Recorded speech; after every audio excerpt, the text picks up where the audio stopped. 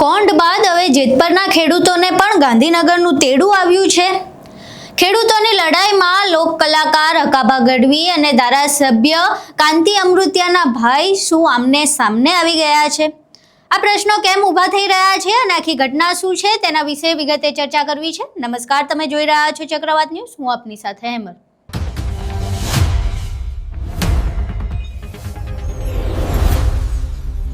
જેતપરમાં છેલ્લા 7 દિવસથી આમરણાંત ઉપવાસ ચાલી રહ્યા છે। ખેડૂતોની પોતાની માલિકીની જમીનમાં તેમની મંજૂરી વિના ખાનગી વીજ કંપનીઓ જબરદસ્તી વીજ પોલ નાખી રહી છે। જ્યારે ખેડૂતો તેનો વિરોધ કરતા તો પોલીસને હાથો બનાવીને તેમના ઉપર અત્યાચાર ગુજારવામાં આવતો હતો। હવે ત્યારબાદ તેઓ ગાંધીનગર કૂચ માટે પણ આવ્યા હતા, પરંતુ ગાંધીનગર ન પહોંચી શક્યા અને ઓગણજથી તેમને પાછું ફરવું પડ્યું હતું। તેમ છતાં ખેડૂતોએ હાર નથી માની અને હજુય તેમનું આંદોલન શરૂ છે। જેતપરમાં છેલ્લા ઘણા સમયથી આપણે વિરોધ પ્રદર્શનના દ્રશ્યો જોઈ રહ્યા છે। છેલ્લા 7 દિવસથી ત્યાં ખેડૂતો આમરણાંત ઉપવાસ પર બેઠા છે। હવે આ આમરણાંત ઉપવાસની વચ્ચે એવા સમાચાર સામે આવ્યા હતા કે જે સરકારી અધિકારીઓ છે તેઓ ગાંધીનગર માટે આમંત્રણ આપી રહ્યા છે। જોકે ગાંધીનગરનું આ તેડું આવ્યું છે કે કેમ અને શું જેતપરના ખેડૂતો ગાંધીનગર જવાના છે કે કેમ, તેને લઈને બે વિરોધાભાસ અવાજ ઉઠી રહ્યા છે। કાંતિ અમૃતિયાના ભાઈ સાથે અમારી વાત થઈ તો કાંતિ અમૃતિયાના ભાઈ એવું કહી રહ્યા છે કે જ્યાં સુધી મુખ્યમંત્રી અમને પત્ર લખીને ગાંધીનગર નહીં બોલાવે ત્યાં સુધી અમે ગાંધીનગર નથી આવવાના। ત્યાં બીજી બાજુ લોક કલાકાર હકાભા ગઢવી એવું કહી રહ્યા છે કે તેઓ મધ્યસ્થી બનીને ગાંધીનગર જવાના છે અને ખેડૂતોના પ્રશ્નોનું નિરાકરણ લાવશે। પહેલા અહીં બંને વિડીયો જોઈએ, જેમાં એક બાજુ હકાભા ગઢવી ગાંધીનગર મધ્યસ્થી બનીને જવાનો દાવો કરી રહ્યા છે, ત્યાં બીજી બાજુ કાંતિ અમૃતિયાના ભાઈ આ વાતને સંપૂર્ણ નકારી રહ્યા છે અને કહી રહ્યા છે કે ગાંધીનગર તો અમારા બહુએ લોકો છે, જો મુખ્યમંત્રી પત્ર લખીને અમને ના બોલાવે ત્યાં સુધી અમે કોઈ ખેડૂત ગાંધીનગર જવાના નથી। અહીં એ વિડીયો જોઈએ।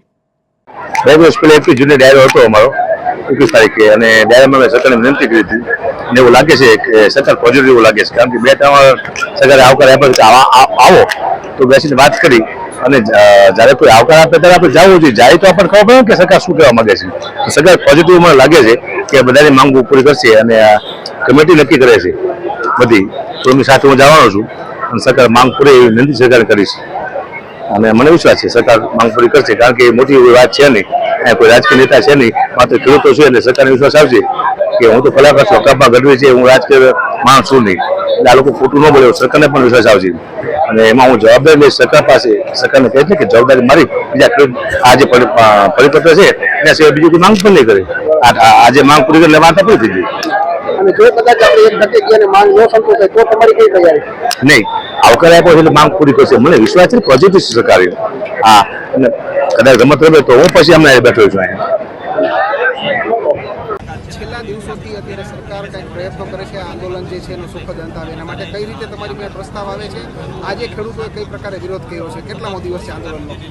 આંદોલન પણ તો અમારે પદ્ધતિ થયા છે લેડીસોની કરતાં, અને અમારે ઉપવાસનો 6 દિવસ થયા, આજે 7મો દિવસ ચાલુ થયો, 6 પૂરા થયા અને અમે પણ કોઈ પાણી સિવાય કાંઈ લીધું નથી અને લેવાનું નથી જ્યાં સુધી અમારો નિર્ણય આવે ત્યાં સુધી।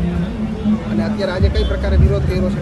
આજે અમે બ્લેડ કેમ્પ રાખ્યો છે, અમારે લગભગ 5000 ઉપર બોટલો કરવી અને 11,000 થશે ના નહીં પણ 5000 ઉપર કરવી અમારે રેકોર્ડ તોડવો। બરાબર। અને આ જે અત્યારે વારંવાર સરકારી અધિકારીઓ તમારી પાસે આવે છે, કોણ કોણ અત્યાર સુધીમાં આવ્યું છે એની શું વાત કરે છે?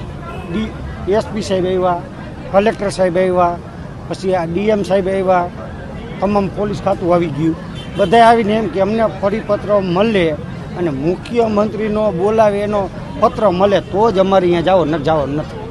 એ લોકો શું કહે છે હવે એમ કે તમે ગાંધીનગર આવો, એટલે હવે ગાંધીનગર તો અમારે ઘણા છે, પત્રની કંઈ જરૂર નથી તો પછી અહીંયા જ વાત કરી લો, અને અમે તો લેખિત બધું દીધું જ છે।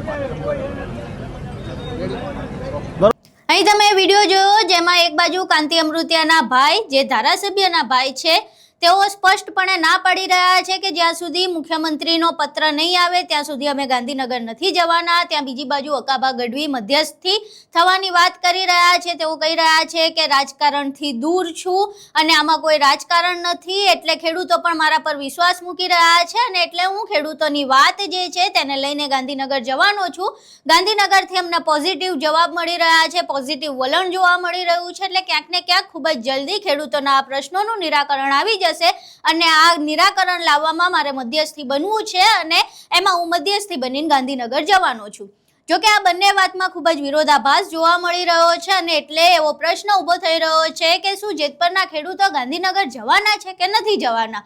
જો જવાના છે તો જે પ્રમાણે વાત કરવામાં આવી એ પ્રમાણે મુખ્યમંત્રીનો પત્ર આવશે તો જ જશે કે પછી અકાબા ગઢવીને મધ્યસ્થી બનાવીને ત્યાં મોકલવામાં આવશે.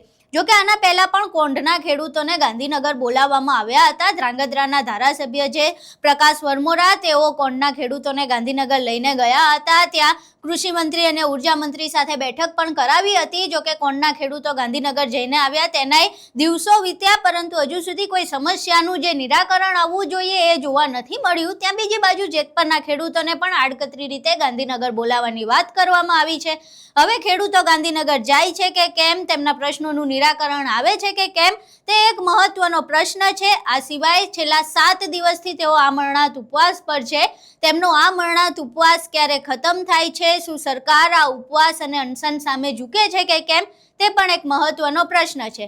આખી ઘટના જોઈ કાંતિ અમૃતિયાના ભાઈની પણ તમે વાત સાંભળી, હકાભા ગઢવીની પણ વાત સાંભળી. આ બંને જે વિરોધાભાસ વાતો છે તેને સાંભળ્યા બાદ તમારું આ ઘટનાને લઈને શું માનવું છે, તમારા મંતવ્યો અમને કોમેન્ટ બોક્સમાં જરૂર જણાવજો. વિડીયો પસંદ આવ્યો હોય તો વિડીયોને લાઇક કરજો, શેર કરજો અને અમારી ચેનલને સબસ્ક્રાઇબ કરવાનું ભૂલશો નહીં. નમસ્કાર.